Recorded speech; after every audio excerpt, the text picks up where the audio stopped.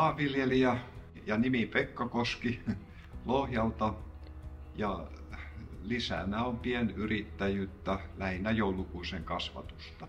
No, Yamahahan oli laadultaan tunnettu, tekniikaltaan hyvä tuote ja kun läheltä löytyi Yamahan jälleenmyyjä, niin ensimmäinen Yamaha Grizzly tuli hankittua ja sen jälkeen kokemukset on ollut hyviä.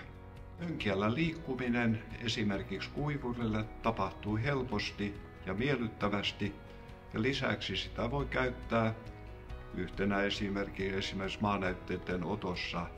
Näyterasiat pysyvät lavalla ja pellolla ajaminen on helppoa.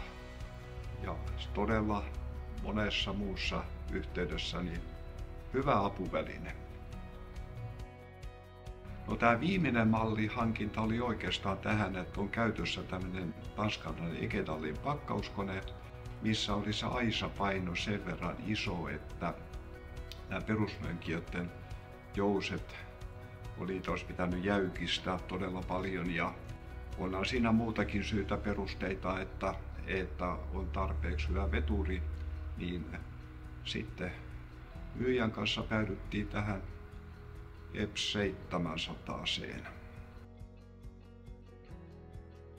Laite on toiminut moitteetta käytännössä.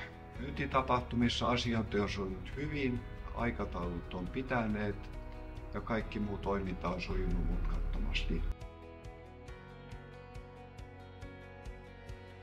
Huolto on erittäin tärkeä ja se on nyt lähellä ja on toiminut todella hyvin.